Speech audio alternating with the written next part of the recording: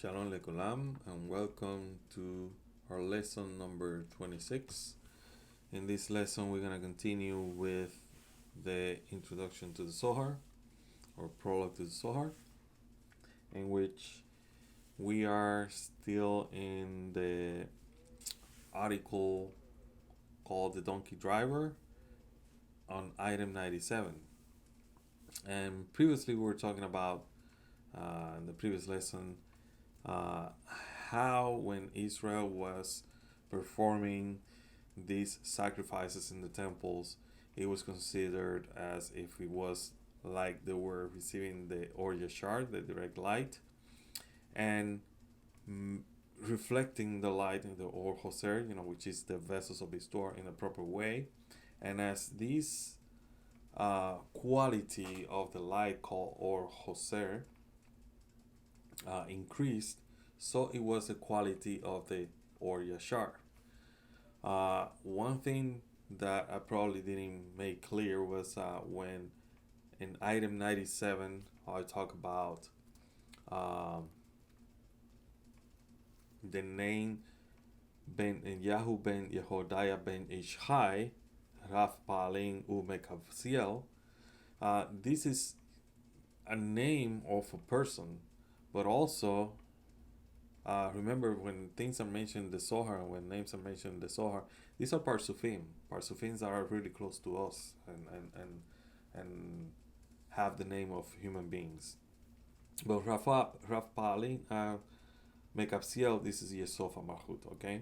This is Yesofa Marchut. So this is um, basically what we're talking here. And this is where all the degrees of Atik,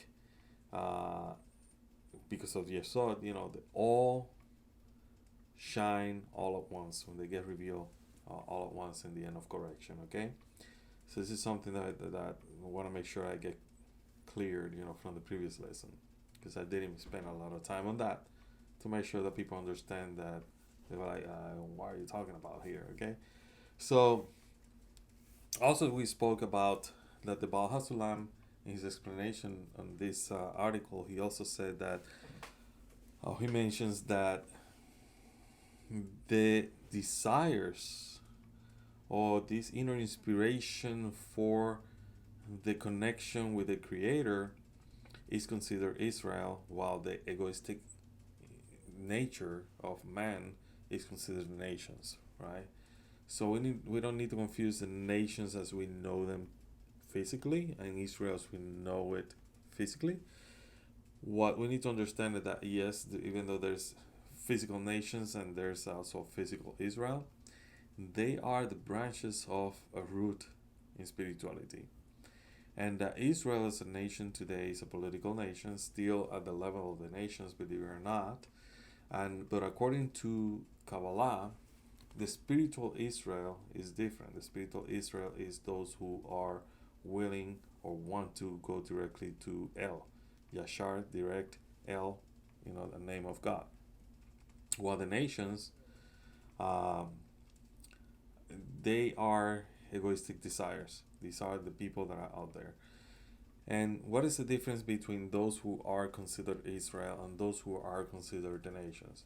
The ones that are considered Israel are considered those people who are receiving the light. There's some kind of light in their vessel that makes them yearn and want that connection with the Creator, while the ones that are considered the nations are considered as if they were alive physically, but they're dead.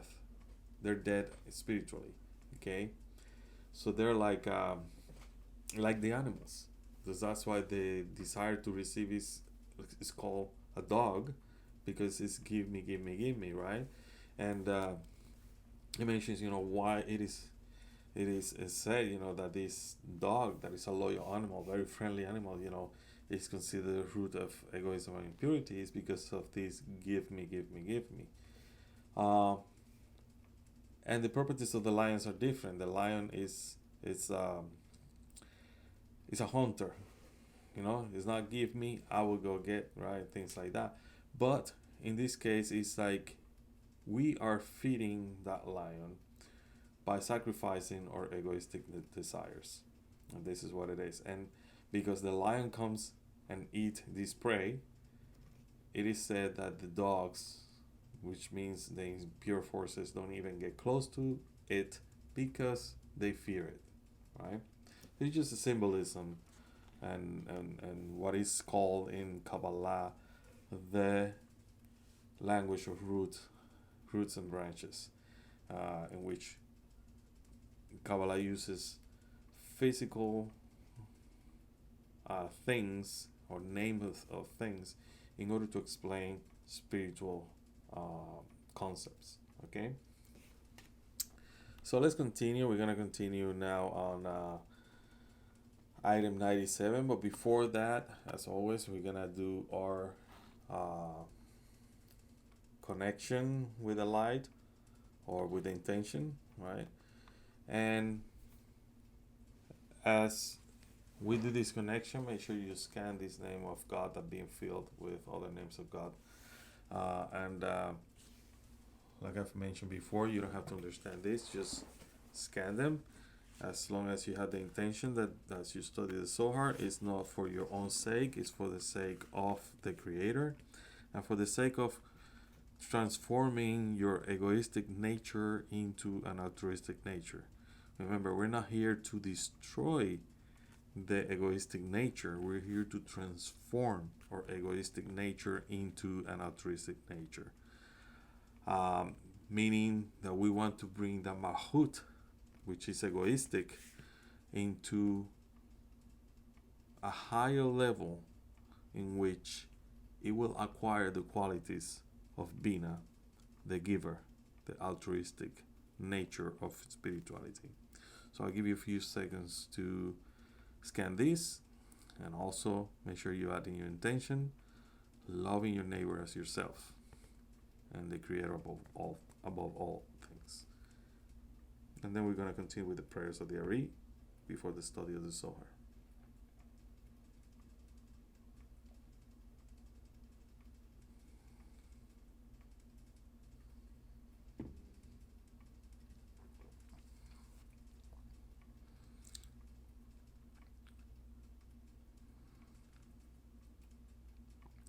Ruler of the universe, and master of all masters, the Father of mercy and forgiveness, we thank you, our God and God of our fathers, by bowing down and kneeling, that you brought us closer to your Torah and your holy work, and you enable us to take part in the secrets of your holy Torah. How worthy are we that you grant us with such a big favor, which is the reason we plead before you, that you will forgive and acquit all our sins, that they should not bring separation between you and us. And may it be your will before you, our God and the God of our fathers, that you will awaken and prepare our hearts to love and revere you. And may you listen to our utterances and open our closed hearts to the hidden studies of your Torah. And may our study be pleasant before your place of honor, as the aroma of sweet incense. And may you emanate to us light from the source of our soul to our being. And may the sparks of the holy servants, through which you reveal your holy wisdom to the world, shine. May the merit and the merit of their fathers and the merit of their Torah and holiness support us so we shall not stumble through our study. And by their merit enlighten our eyes in our learning, as it is stated by King David, the sweet singer of Israel. Open my eyes so that I will see wonders from your Torah. For the Lord gives wisdom, from his mouth comes knowledge and understanding. May the utterances of my mouth and the thoughts of my heart find favor before you, God, my strength and my Redeemer.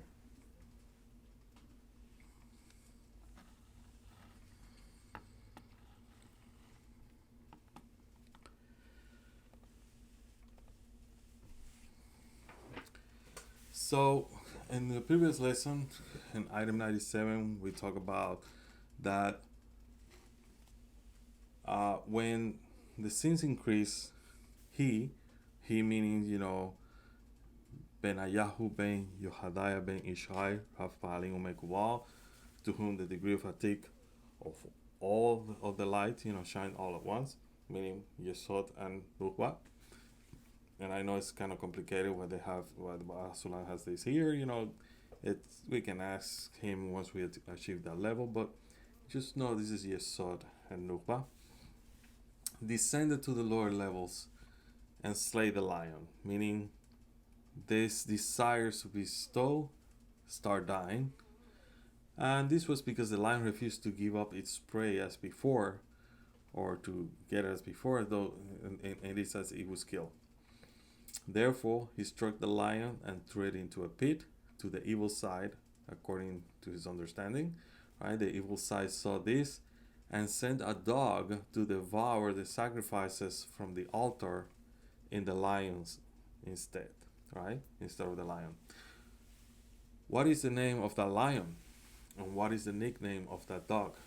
Baladam is its name. Baladam is formed from the words Bal-Adam, where the letters Mem is replaced by the Nun, for he's not a human being at all, but a dog, and his face is like a muzzle of a dog. So it's basically saying, that from a lion, which is bestowed, now the evil forces are ruling, right? Threw into a pit means, the truth of the desire to receive for its own sake in the eyes. And we mentioned in the previous lesson, Rashi in the portion Shalach says, the eyes see and the hearts burnt with desire. The eyes sees, but the heart is where the desires of men lie, right? And that's where we need to correct our desires in our heart, symbolically, right?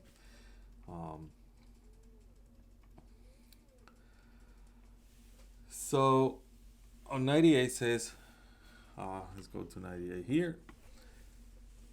In a day of snow, right, describes the day when the sins caused the sentence to be pronounced by the court on high. Therefore it is written, she is not afraid of the snow, which symbolizes the judgment on high, which is called snow. Why is she not afraid? Because all her household is clothed with scarlet. This is how she can endure the strong fire. Up to this point, the secret of the verse is not revealed. This is a part of it's called Yisreal, which is a woman of valor, and that's something that we read every Shabbat, and in our household, I'm sure most households, on Shabbat we dedicate that section to our wives as a blessing to the woman of valor on our lives, which is our wives, right? But why her household shall not fear snow, right?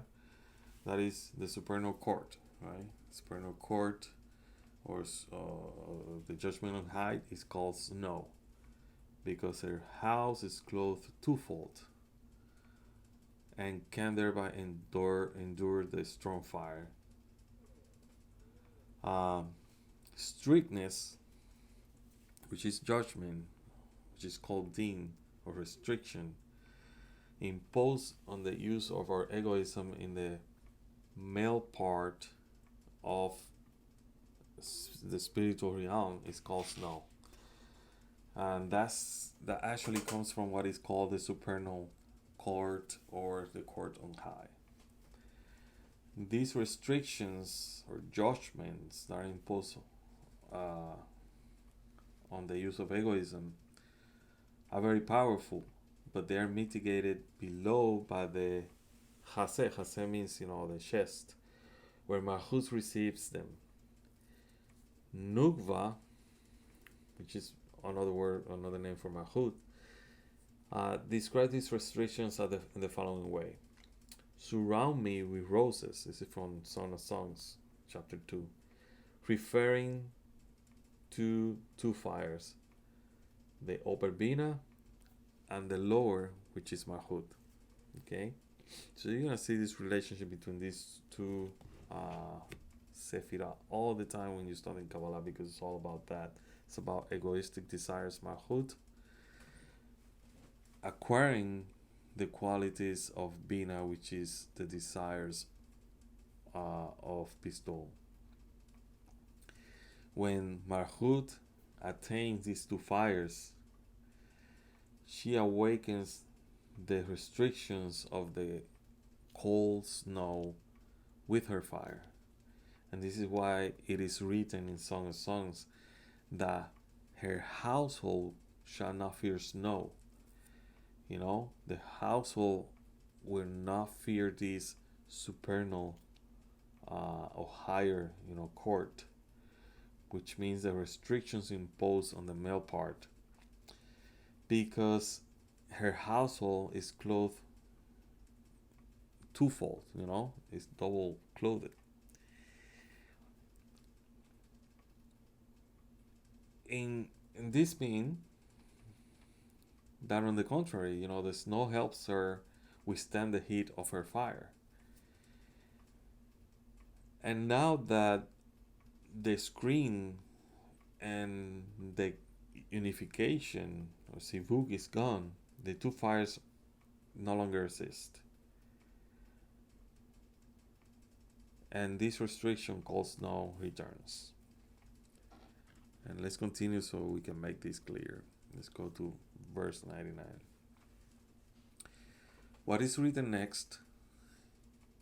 And he slew the Egyptian, a man of good appearance. Here the secret of the verse is revealed to let us know that every time Israel sinned, he went away and prevented them from receiving all the blessings and all the lights that shone upon them. He slew the Egyptian. That is a light, that is the same light that shone upon Israel. And who is he? He is Moshe, as he is described in the verse. And they say, an Egyptian man delivered us, because he was born and grew up in Egypt until he rose to reach the supernal light.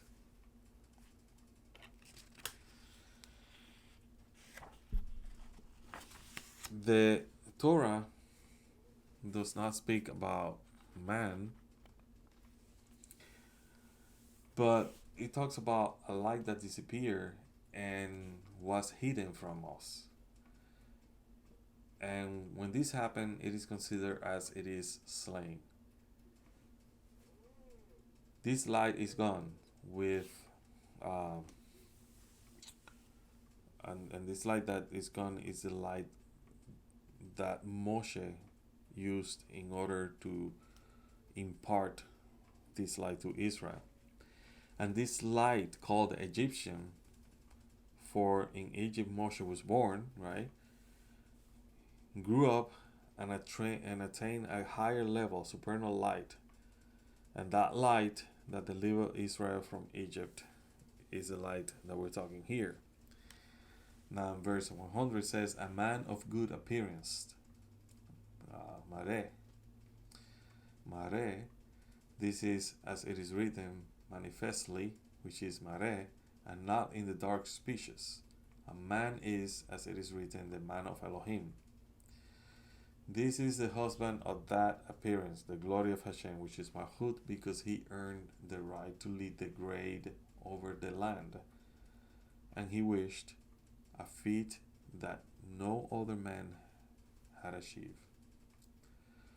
So the man of Elohim is Ha Elohim. Remember that word, because it's going to happen. It's going to appear, eventually, not only in the study of the Zohar, but also as we study the weekly portion of the Torah. Okay, this is not just an ish, but it's a ish ha Elohim. Okay, and when we're talking about mare is right here. Mare, ish ma'are, a man of good appearance. Okay, so the words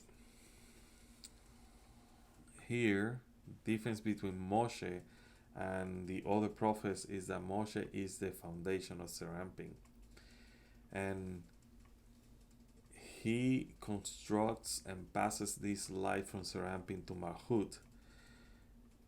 The difference between Moshe and the other prophets is that the other prophets are the foundation of Malchut and receive from her, or from her mean, Seramping. It is written of him, godly man, the husband of Malchut, called the Creator's greatness. And why is Moshe called husband of this Malchut? It says Bal-Adam, because he attained this level of serampin and gives this light to Malchut. And Malchut also, remember, is also the Shekhinah, the congregation of Israel. Therefore, it is written that his attainments are beyond anyone else's. For the other prophets receive from Malchut and are therefore ruled by her. So Moshe was above, giving that light to Israel, but the prophets are inside Israel, so they receive that light from the Shekhinah, from that congregation or presence of God within Israel. He who attains Malchut receives from her. You know, the degree called Moshe means that he who attains this level of Moshe, the light, of seramping, gives it to Malchut. Instead of receiving from Malchut, they give to Malchut, right? How can this be then? How can a person go above Malchut if our souls originate in Malchut and exist in this world called Biyah, meaning Bria, Yetzirah, and Asiyah? This means that the state of ascent above Malchut, which is, this is indicates, that is only by ascending above Malchut and ascending to that level that is called Binah, and that's what Moshe did in order to be a bestowal of light to Israel. And the Egyptian had a spear in his hand. This refers to the rod of Elohim that was delivered into his hand, as it is written, with the rod of Hashem in my hand. And this is the same rod that was created in the twilight of Shabbat Eve and was engraved with the holy name by a holy shaping. And with the rod Moses committed the sin of meeting the rod, as it is written, and he smote the rock, and hit and with his rod twice. The Holy One, blessed be he, said to him, Moshe, I have not given you my rod for this purpose. By your life, from henceforth forward, it will not be in your hands anymore. So,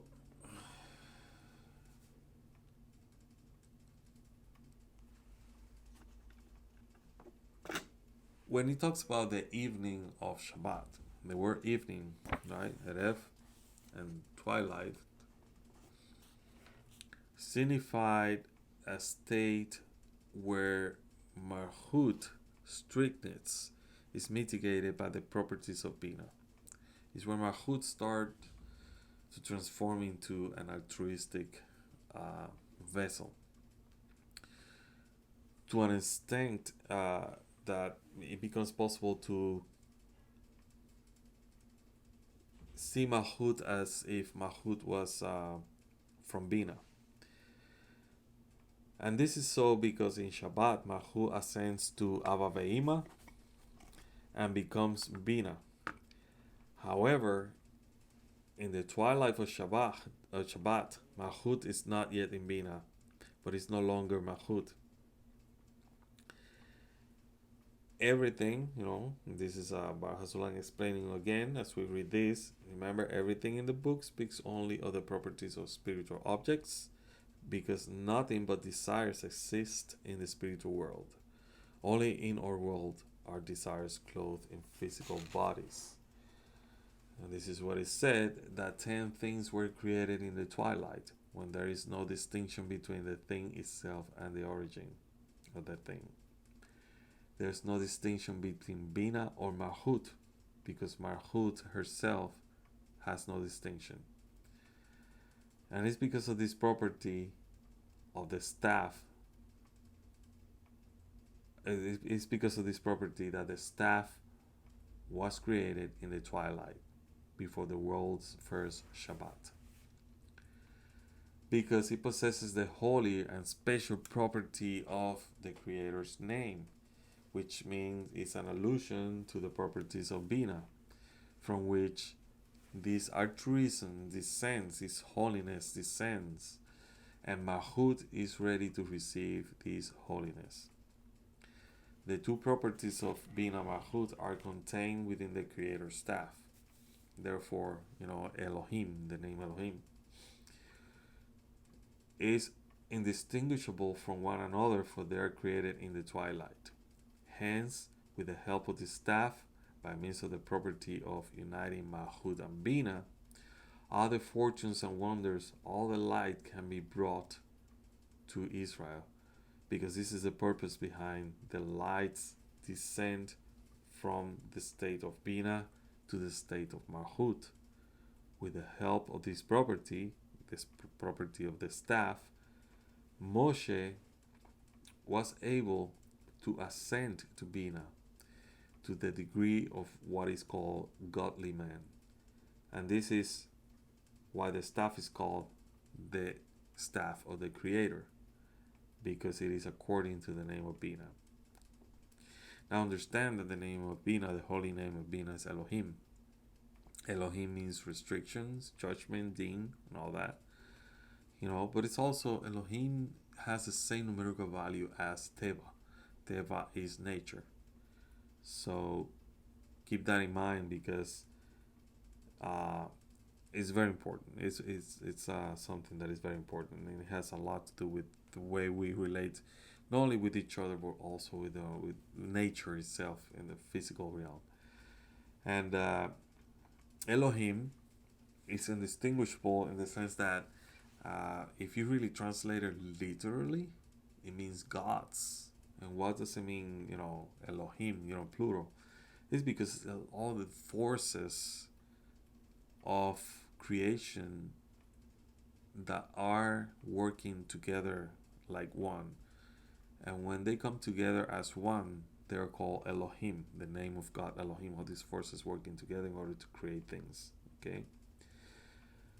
Now, it mentions that Moshe hit the rock twice, right? So Malchut is called a rock, Tzur, right?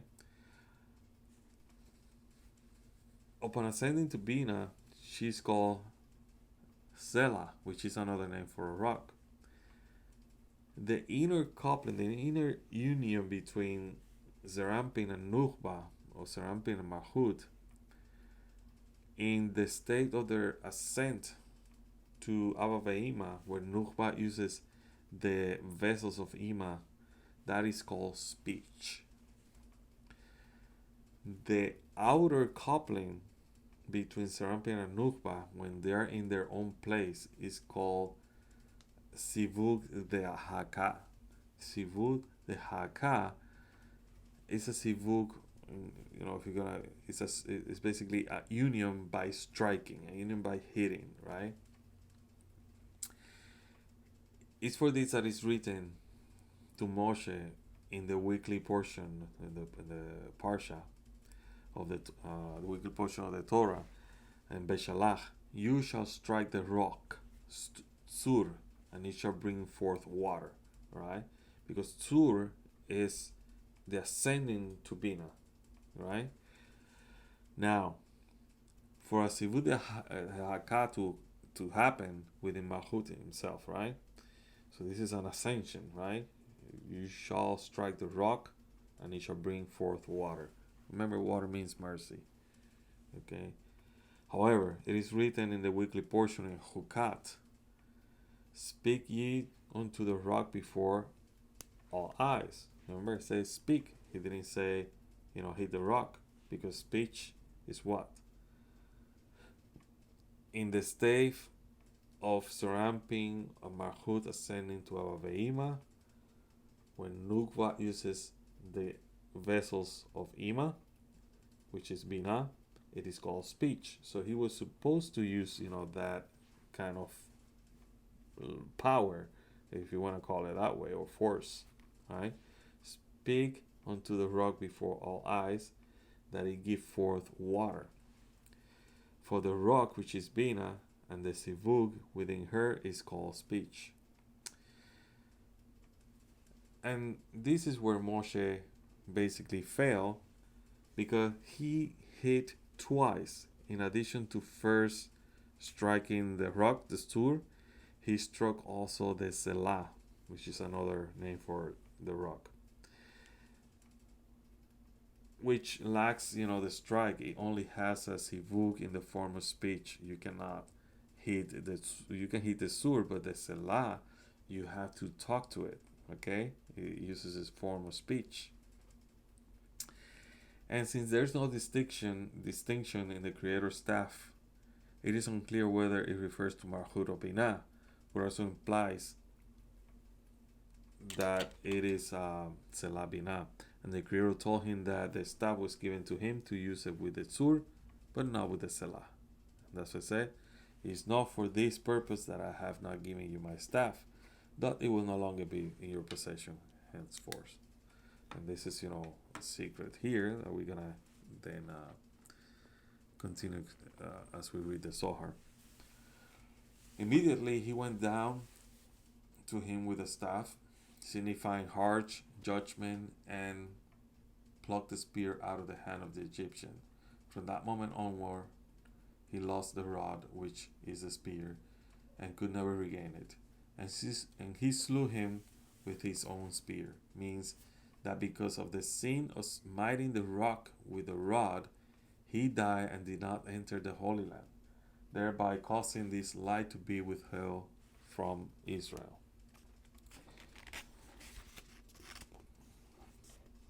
So,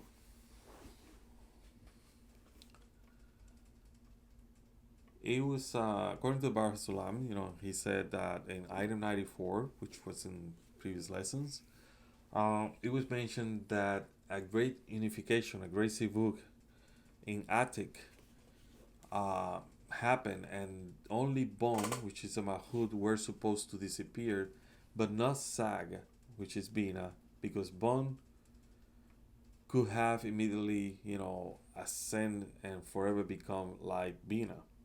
However, as Sag and Bon were merged, Sag disappeared together with Bon. The light of Moshe disappeared from Israel for the same reason, because he committed even a greater sin or breakage. And his action harmed the union between Bon and Sag by striking the Selah, which he only needed to use the speech. Hence, the judgment descended upon him, and this is why it says, that the light of Sag disappeared. Sag is no longer connected to Bon, meaning Binah is no longer connected with Marhut in any way, and the annulment of Marhut, which is Bon, has no influence on it. This is what is written in the Psalms, especially in Psalm 74, verse 5. He resembled those who draw axes at a copse of trees, but not all his adornments are smashed by the hatchets and axes. Because Mahut ascended to Bina, and a correction there happened, Mahut is like a copse of trees. Because Sag too is basically disappeared by the merging of Sag and Bon. Mahut ascends as if struck with hatchets and axes. This is why it is written that the staff was taken from the Egyptian and will never return to him, for the staff refers to Malchut. So the light disappears for good, because Bon renews itself afterwards and becomes Sag forever. Thus, it is no longer necessary to use the staff for striking. Therefore, it is written in regard to this that he was slain by the same staff. Because if he was being careful and used it only once, striking the tzur but not the selah, which is Sag, he would not have been annulled together the Sag with Bon, and he would not have died. Instead, he would have immediately risen to the level of Bina, which is Sag. This is why it is written that Moshe shall not enter the Holy Land, meaning Israel, because Israel is born in the state of an ascent to Sag, and it is called Holy Land because the light of Bina, called the holy light, shines in it. However, until the end of correction comes, Gamma Hatikun comes, there's still ascents and descents, which cause destructions, which mean the disappearance of the light within the vessels, and revelations, the light shining in the vessels. But at the end of correction, Bon, which is Malchut, will remain inside Sag, Bina, permanently as Eretz Israel, the land of Israel, and there shall be no more exiles from it.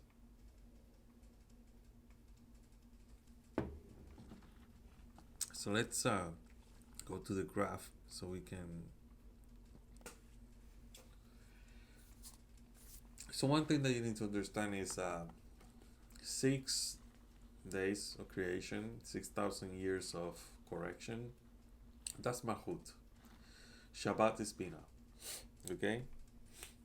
So this is something you need to understand. Shabbat, Holy Land, the Garden of Eden, Atzilut, they are basically the same light, same spiritual level.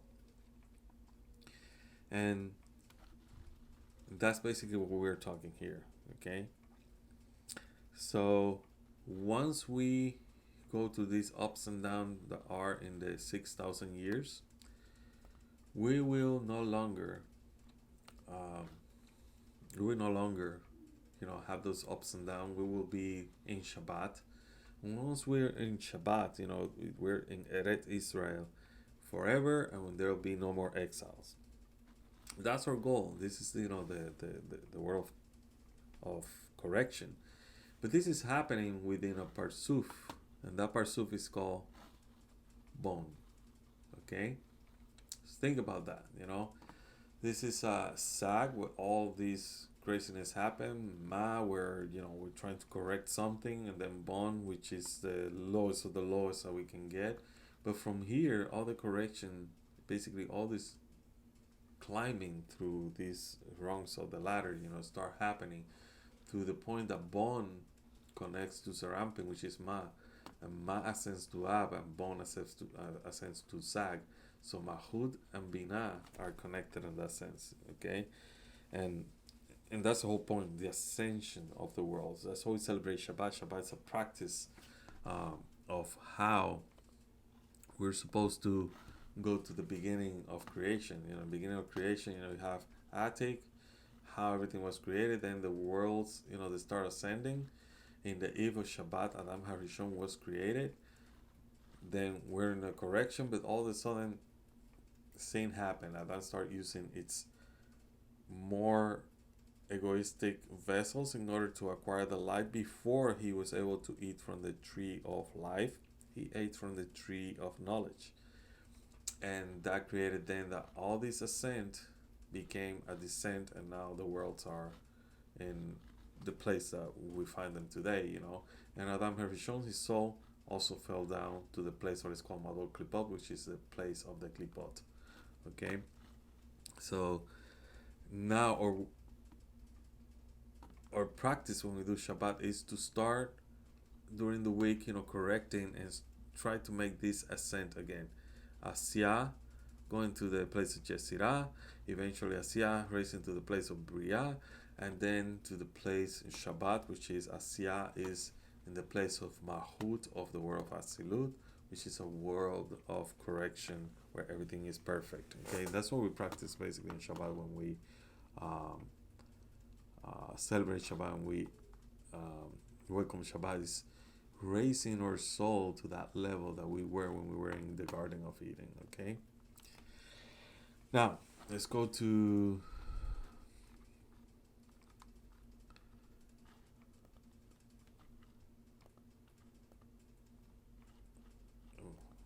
item 103. He was renowned. Let's read this. The most respected of the 30 refers to the upper one that receives from above and passes downward. One that receives and brings closer. However, he does not go to the first 3, but they come to him and give to him wholeheartedly, but he does not come to them. The most respected of the 30 refers to the upper one that received from above and passed downward. One that receives and brings closer. However, he does not go to the first three. So, what are the first three? First three are called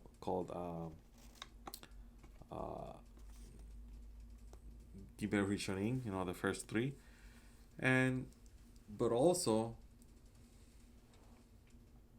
these first three, which are Chokmah, Bina, and Da'at, are called 30, as each of them are 3 Sefirot that consist of 10 Sefirot themselves. So they are within themselves, tree of lives as well. Every Sefirot has 10 Sefirot, as we see here. Chokmah, Bina, and then Da'at is going to be here, but they're consisting of tree of lives within themselves, okay? So that's why they're considered 30. And their light shines on all the 6,000 years of corrections. The soul of Benayahu appears out of the great union or Sivuk of Atik, which accumulates all the unions during the 6,000 years before manifesting this light or these unions all at once. And this is called Raf Baalim, performing many action, and Mekapsiel, gathering all into the greed or pursuit that is called Benayahu ben Yehodaya. Once again, one of those names of these people, that represent those forces.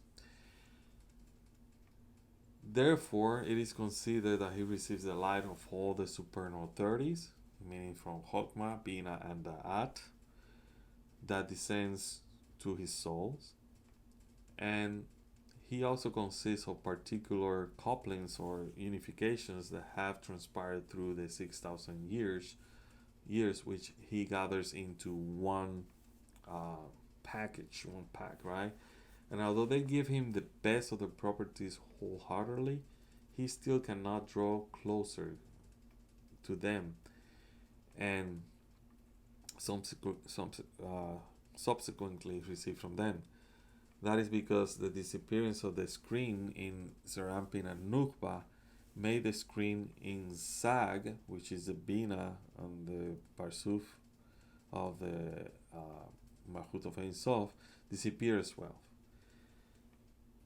And this is why he cannot come to them and raise these feminine waters, man, my Nukbin, and receive from them further.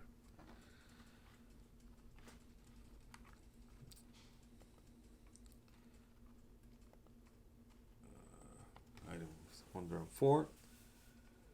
Even though he did not join them and was not included in the count, David set him over his guards, because he was never separated from the tablet of his heart, because they were inseparable.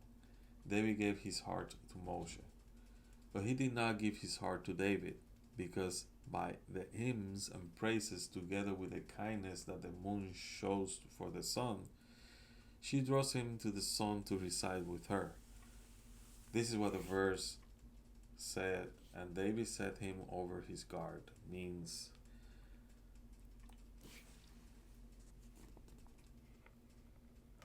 David is considered, or is a name that is attributed to Marhut. Marhut comes from the word Melech, which is king. And therefore, David, it is called a king as well, because his properties are the properties of Mahut, for the kingdom, right? This is called the fourth leg that supports these three, the three supernal ones, okay? So you have Abba, Ima, and Da'at, Chokmah, Bina, and Da'at, and then the fourth leg, which is gonna be Mahut. And this is why it is written that he cannot be together with the 30. he nonetheless clings to these properties and never detaches himself from them. And this is because Mahut's entire perfection is revealed in him, for it stems from the great coupling of Atik that destroys all the impure forces that are in the Parsuf bone. As it is said, he destroyed the evil forever. And this is why David resolved to never separate himself from it again, because this is his perfection.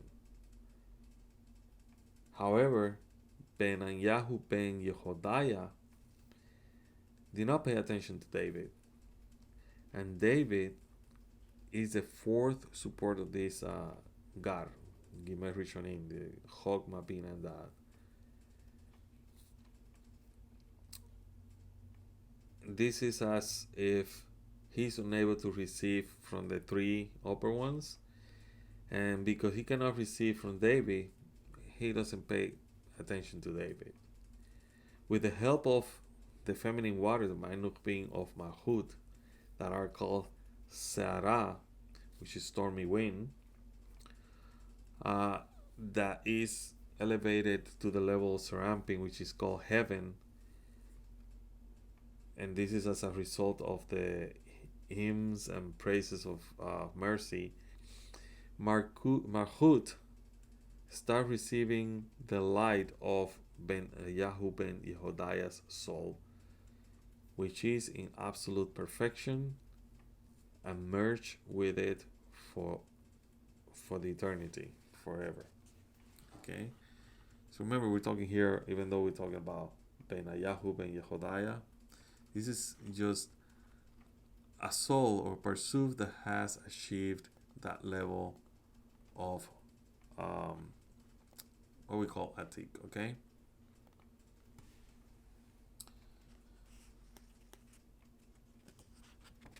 So we're gonna leave it here. We have much more to continue with the donkey driver. This is, like I said before, this is one of the very long articles in the introduction to the book Zohar.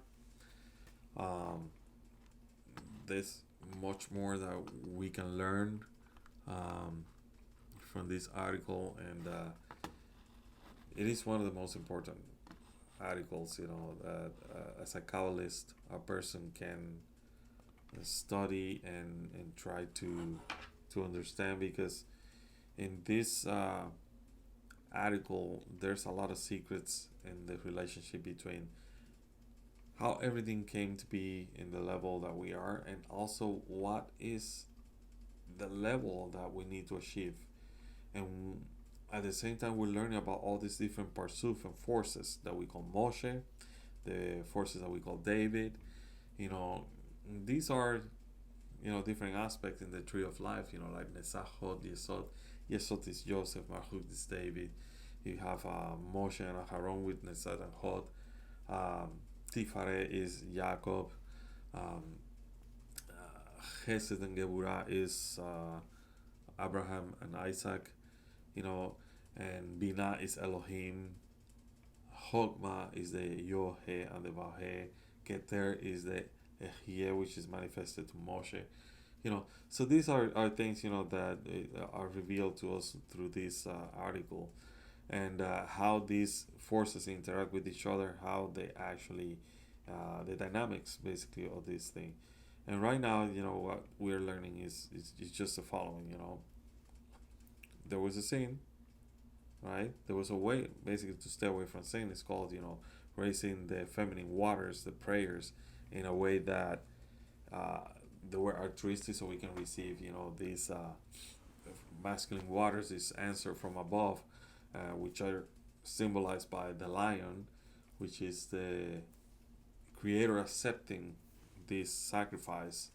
And like I mentioned before in a previous lesson, it's like Kabbalah talks that when we make our prayers, everyday prayers, it's like when we do the sacrifice in the temple, the angel Michael raises those prayers as a sacrifice to the holy temple in the spiritual realm, and he's basically this Kohen Hagadol, this high priest, presenting the